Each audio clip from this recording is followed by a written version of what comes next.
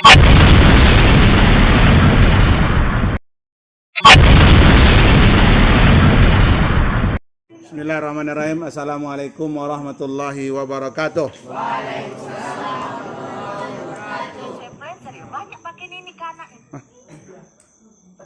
Alhamdulillah wassalatu wassalamu ala Rasulillah.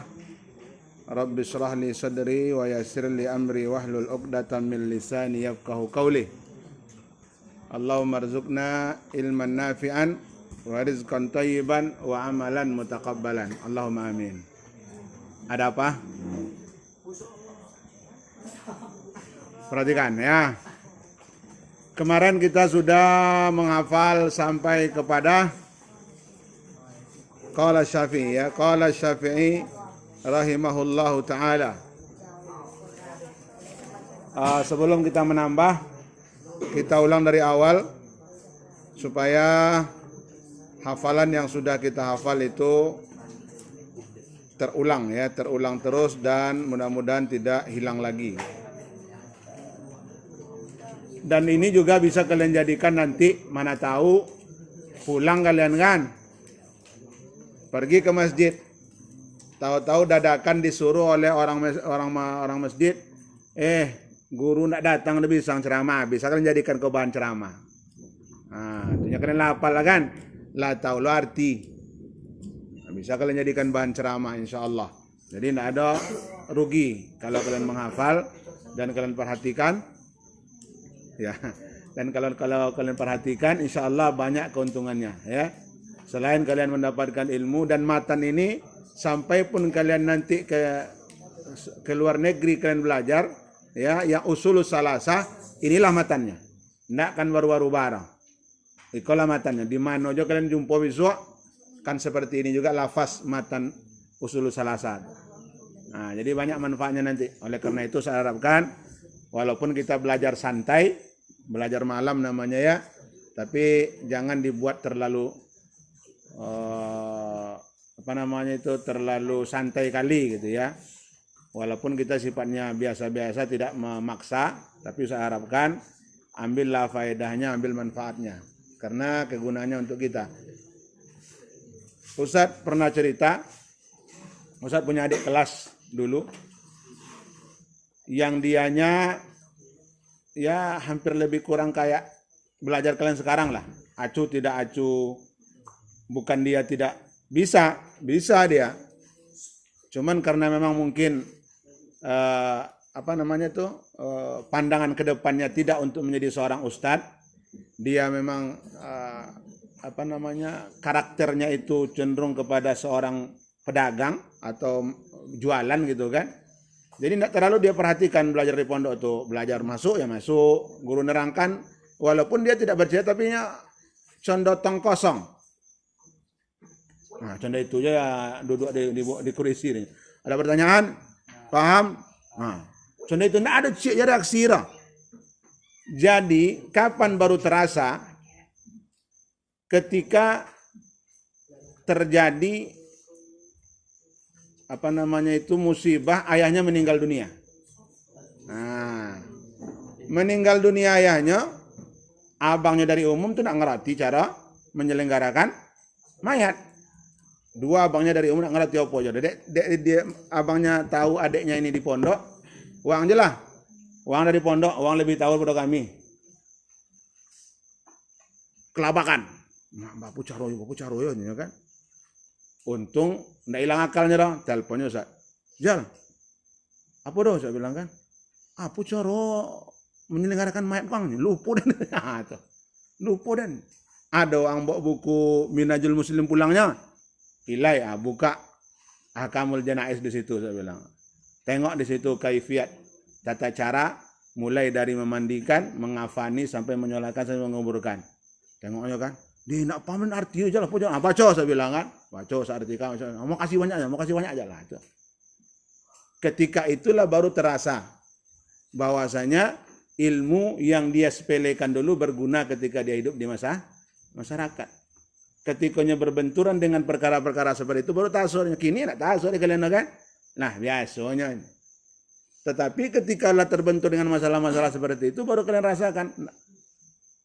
Malu jadinya kan, sampai kepada menguburkan ibunya. Ya, ini bukan Ustaz menceritakan aib, tidak, tapi ini pelajaran bagi kita semua. Moga-moga anak-anak Ustaz ini tidak sampai seperti itu kali. Karena memang padahal dipelajari waktu kami di sekolah, dipelajari, udah diterangkan oleh guru. Cuman karena memang seperti Ustaz ceritakan tadi, dianya memang walaupun cita-cita kita kelak ke depannya tidak menjadi seorang ustadz, tapi perkara-perkara yang umum kayak menyelenggarakan mayat itu kan umum tuh. Apalagi anak pondok kan, azan, imam, kultum, apalah yang biasa-biasa aja kan, surat-surat yang sudah terbiasa dihafal oleh orang, Yasin, surat As-Sajadah, Al-Insan, ya, juz 30 yang biasa-biasa orang luar hafal. Jangan sampai anak pondok nak sampailah hafal lagi. Nah, sampai ibunya mau dikuburkan itu bantah-bantah dia tuh. Yang surang nyobui, buka apanya? Apa namanya itu, ikatan di kepalanya, di apakan wajahnya. Yang surang enggak boleh buka loh, bawa. Akhirnya saya bilang sama kawan tuh, udah saya bilang kan, sobi ke uang do yang meninggal ke orang tua dan yang lebih berhak daripada kalian. Apa yang kalian buat itu yang kan awak sama-sama lakukan. Kalau enggak kan ceniko tuh ibu ama awang ini kok kuburkan aja lah saya bilang. Akhirnya baru angkat bicara dia. Kepada pelayat kami mohon maaf atas ketidaknyamanannya. Karena ini adalah orang tua kami diberikan amanah, jadi kami yang akan melakukan segala sesuatunya yang menyangkut penyelenggaraan mayat ini. Akhirnya turunnya ke bawah. Bapak cara jalan terserah, nak buka, nak dibuka, nak apa aja dah, mana aja saya bilang kan. Nah, akhirnya untuk meredam gejolak suara-suara tadi dibukanya, diarahkannya ke kiblat, ke tanah tadi, kemudian ditutup, baru dikuburkan. Nah, selesai penyelenggaraan mayat sampai dengan segera gitu kan. Jadi ini pelajaran bagi kita seluruhnya, supaya nanti ke depannya kita bukan kita ingin dipandang orang hebat, enggak ya, sebagaimana saya bilang tadi, karena ini perkara-perkara umum. Orang luar aja tidak melalui pondok dia paham, ngerti, bisa dia gitu. Masa awak di pondok nggak ngerti gitu. Tuh. Makanya pelajaran malam kita ini saya harapkan walaupun kita santai, tapi saya harapkan kita ya bisa diambillah faedah dan manfaatnya. Banyak ya, banyak sekali cerita-cerita seperti ini yang kapan mereka baru terasa ketika mereka telah turun ke masyarakat. Ketika mereka telah berbaur dengan masyarakat, baru mereka tahu manfaat dan apa-apanya, segala macamnya. Dulu juga kawan Ustadz pernah ditanya tentang masalah hukum kencing berdiri. Padahal kami udah belajar di pondok gitu kan. Ditanya, padahal kami udah kuliah di Libya tuh, ditanya oleh ibu-ibu situ kan, ibu-ibu yang di samping-samping kontrakan kami itu, kakak sini dulu sebentar, ya kan. Nah, ditanyakan, akhirnya apa nih, udah belajar saya kemarin itu, cuman lupa saya sebentar ya, baik ke kontrakan dulu, bertanya lo ke kami dulu kan. Nah itu, jadi kalau seandainya kita sudah menguasainya, paling tidak tahu lah, jadi kan kita orang tidak menganggap kita sepele gitu. Sehingga orang juga ada rasa simpatinya, ada rasa hormatnya kepada kita ketika kita tahu masalah-masalah yang sudah umum seperti itu. Nah, tuh. Lah, bisa dipahami? Nah, tuh, itu pengalaman ya. Pengalaman hidup untuk berbagi.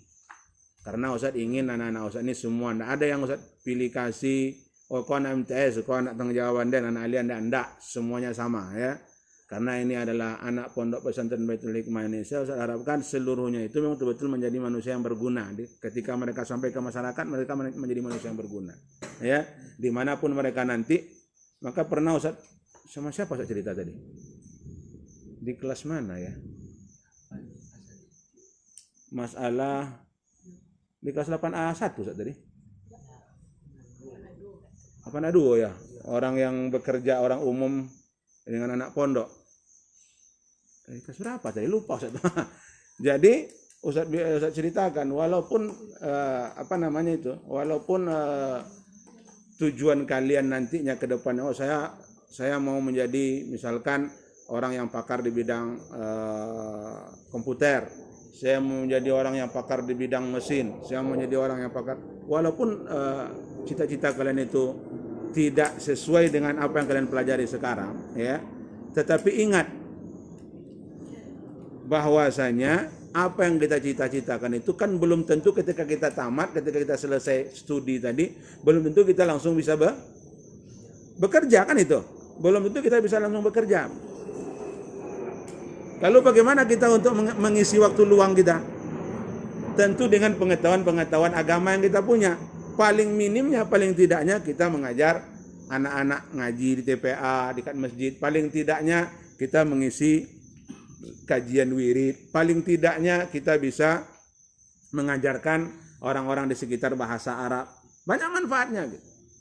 Itu paling tidaknya. Kami dulu di Jakarta, Ustaz, enggak, kami undang-undang itu, anak-anak kami kan hidup di mengontrakkan di kampung yang ya ramai masyarakatnya gitu. Kami hidup di situ.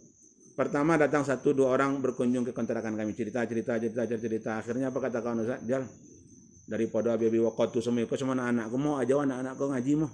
Ayolah, saya bilang. Kami tanya, Dek, udah pandai baca Quran belum? Belum, Kak. Nah, sini. Pergi pulang ambil Iqra, buat sini. Ntar Kakak ajarin. Oke, Kak.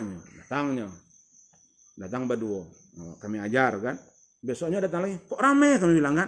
Iya, mau pada ikut semua, Kak. Oh, enggak apa-apa, bilang kan. Masih anak-anak SD, masih kami terima. Besok datang anak SMA. Anak-anak SMA kan. Aku gawat kok saya bilang kan. Anak Isa kodanya kan. Yang cewek pula yang banyak kan. Terus saya bilang sama kawan, kok Isa kodah, saya bilang kan. Kalau anak SD masih bisa lah. Kita untuk, kalau anak SMA lah kadang-kadang di sini kepaya lah jago digrebek masyarakat lah situ kok gitu kan. Yang kita ambil apa?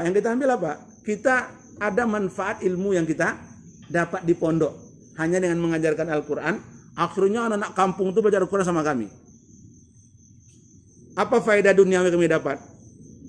Pagi kami pergi kuliah. Ya, kalau awak mengkaji-kaji hidup merantau, kuliah di Jakarta, yang orang tua ya pas-pasan hidupnya, tentu otomatis bulanannya tentu telat terus, lambat terus dikirim oleh orang tua. Jadi kami pergi kuliah itu sarapan kadang minum air putihnya, pulang dari kuliah, pintu memang tidak pernah kami kunci, kami tutup gitu aja pintu itu, karena memang sering anak-anak situ numpang istirahat segala macam di kontrakan kami itu kan.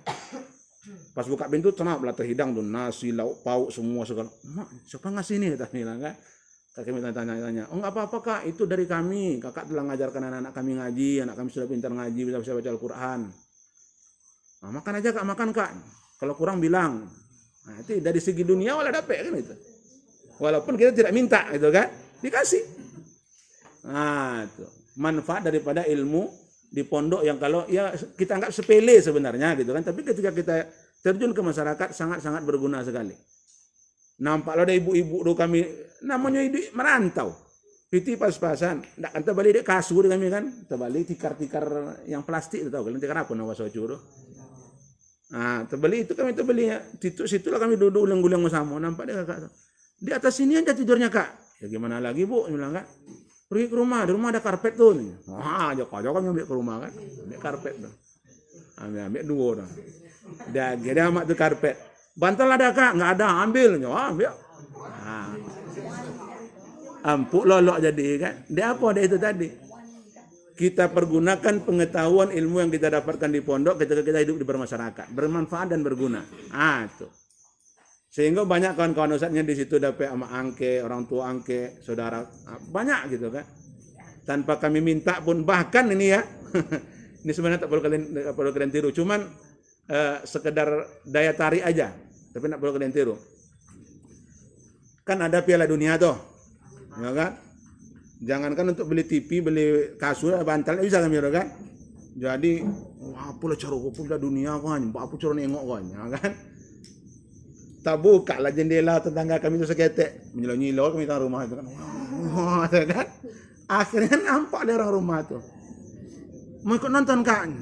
Iya sebenarnya. Masuk aja. Masuk kan, muka kami dalam tuh. Orang kan nolok, lajan boleh malam kan. Wih suara kata kami kan, akhirnya diam tuh kan. Tuh pamit kami Pak, Bu, kan udah malam. Udah selesai bolanya belum? Enggak apa-apa. Apa yang nonton aja terus? Nak kan nganggunya. Nanti kalau udah selesai tutup aja dari luar pintunya. Sampai contoh itu kami itu. Besok kalau perlu juga masuk aja lagi nih. Kalau ada pun kami di rumah, sampai contoh itu. Nah, walaupun itu tidak boleh ditiru ya. Tapi itu sebagai daya tarik begitu ya. Bahkan orang percaya. Kenapa? Karena memang kita menampakkan kehidupan kita di pondok. Kami walaupun sampai di Jakarta tuh, tidak ada orang tua, tidak ada guru, kami hidup di situnya. Ibarat kalian merantau ke Jakarta misalnya atau ke Mano gitu kan, hidup kalian sama kalian di situ. Tidak ada guru, tidak ada bang kelas, tidak ada semuanya di situnya. Tapi yang namanya kehidupan di pondok tidak pernah kami tinggalkan. Contoh, setelah sholat maghrib, kalau kami dulu di pondok selesai maghrib baca Quran. Kalau situ kan kita makan ya. Setelah maghrib baca Quran, kami baca Quran, tidak disuruh, tidak dia apa baca Quran kami situ. Bahkan sampai ibu-ibu situ, ya Allah Kak, besok kalau udah tamat sini aja lah Kak ya. Jangan pulang lagi ke kampungnya. Kenapa Bu? Iya hidup kampung kami dengan bacaan-bacaan Al-Quran kakak-kakak ini. Biasanya kampung kami ini hening aja. Diam-diam sepi-sepi aja. Boleh kawan saat itu kan membaca Quran memang apa kata inyo di kampung uangnya. Sampai naik ke tujuan sahur baca Quran. Walaupun kelihatannya hal-hal yang apa gitu kan.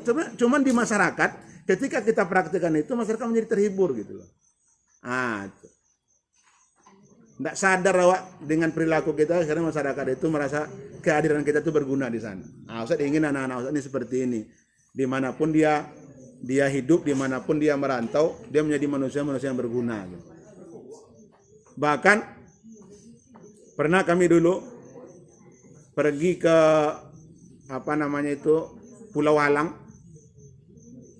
Dari Bagan Siapi-Api itu pakai pompong ke pulau tadi, pulau di tengah laut. Kami buat daurah lah, istilah daurah kecil-kecilan. Kami pergi ke sana, kami ajar anak-anak situ ngaji segala macam. Akhirnya rumah yang kami sewa, makanan yang kami makan, itu Babinsa di situ yang bayarkan. Babinsa untuk kalian ya. Istilahnya pengaman kampung tentara lah gitu kan, cuman jelah dekat-dekat pensiun. Ini tukang di situ apanya pengaman kampung. Babinsa tuh pertama kami datang kan sini orang tuh nengok kan, bajenggot, celana cingkrang, manu lah kok kata orang tuh kan. Dengan kami ajar anak-anak itu ngaji, kami bawa dia bercerita, kami bawa dia ke masjid, tidak pernah terbuka. Ada datang kami situ, kami hidup ke masjid. Sholat 5 waktu kami isi. Jumat tidak pernah hidup di situ, kami ada hidup Jumat di situ. Jadi merasa itu karena memang di kampung itu dikatakan Babinsa itu dari 100 penduduk itu yang beragama Islam cuma 2%. Jadi enggak kan hidup masjid situ datanya. Orang Cina sodo situ. Jadi ketika kami situ kami hidupkan masjid, bahkan kami buat apa di situ ibaratnya kayak pertandingan Al-Qur'an, azan. Pakai masjid itu hidup malam-malam segala macam, hiduplah pokoknya. Merasa Babinsa itu kan. Akhirnya apa katanya? Berapa sewa rumah di sini kemarin Kak? Kami ganti biti. Makanya kemarin habis berapa? Kami pulang nyewa kapal tadi. Supirnya ke tukang kapal laut itu kan. Jangan dipungut bayaran, saya yang bayar nanti. Siapa? Kan? Gratis lah pulang doang. Jadi itu memang betul kata Allah Subhanahu wa taala kan. Wattaqullah wa yu'allimukumullah gitu kan. Kemudian yughnikumullah min fadli. Ada apa ya sebelumnya? Kalau kalian bertakwa kepada Allah, Allah akan memberikan cukup bagi kalian dari sesuatu yang tidak kalian sangka. Ini memang terbukti gitu. Tapi dengan syarat serius awak, ya. Serius. Walaupun cik dua ada enggak masalah, tapi betul-betul serius kita. Ya. Insyaallah yakinlah. Sekarang memang kalian nyendek awak idik sama awak kan, saling tahu sama tahu, enggak ada manfaat, enggak ada guna rasoro gitu kan. Tapi ketika kalian bermasyarakat, besok cobalah kalau percaya kalian. Buktikan enggak usah doang. Ketika kalian pergi ke masyarakat, hidup bermasyarakat nanti yakinlah. Banyak tuh faedah.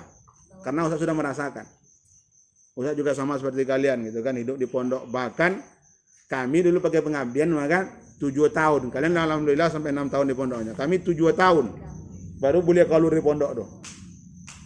Lah tamat kelas 6 doa, kalian boleh keluar pondok lah doh. Tambah lu setahun leh. Tuh. Tapi alhamdulillah dengan kita sabar, dengan kita ikuti, alhamdulillah banyak faedah, banyak manfaat. Bahkan dia ini pernah juga saya ceritakan, kan bulan Ramadan nih. Bulan Ramadan di Pondok Ustaz kan kami nak boleh pulang dah. Baru boleh pulang udah 5 terakhir Ramadan, berarti hari ke-25 Ramadan. Jadi awal-awal Ramadan kami kan pulang sampai 5 Ramadan atau berapa Ramadan. Ustaz aktif ke masjid itu terus. Ya, dari subuh nanti pulang nanti jam-jam 7 pagi baru Ustaz pulang ke rumah. Nanti maghrib seperti itu juga. Enggak ada imam. Jal, imam. Oke, Pak. Enggak ada datang dari penceramah dari IKMI. Jal, bisa ngisi, bisa Pak, ngisi. Akhirnya merasa terbantu pengurus masjid tuh. Pas kami mau berangkat, Pak, kami mau ke pondok lagi habis liburan. Hah? Cepat kali. Itu siapa kenapa masjid itu kan? Anda isa rupanya buya kami itu agak ketat karena hukum kami esoknya. Anak sini itu dah. Angka pondok esok biar Pak antau. Nah, kata pengurus masjid itu. Dibuatnya surat, kami pergi ke pondok diantar bapak tuh. Ngadap sama buya. Buya, kok anak berdua Pak, Ustaz sama Bang Ustaz kan. Poro lu kami di masjid kami buya. Di sana khusus untuk uang koinnya di rumahnya selama Ramadan. Kami butuh ke orang koin. Pak Koyo kata buya, anak-anak lain di siko doang. Tolonglah buya. Dia buja-buja akhirnya orang lain di pondok kami pulang lah. Nah, kenapa ya? Karena walaupun padahal waktu itu ya paling Ustaz enggak ada opo aja baru dah gitu kan. Ya, suara kayak kucing sapi kan, tapi di masyarakat ketika kita apa kan betul ya kita hidupkan, insya Allah masyarakat merasa terbantu gitu. Akhirnya selama Ramadan kita di rumah sampai Idul Fitri kita di rumah, enak jadi. Digaji lah sudah, selesai Ramadan tadi kasih kami amplop doang. Kak, sebagai apa? Padahal kami cik bantu jadi itu kan. Tidak berharap kami duit tadi doh.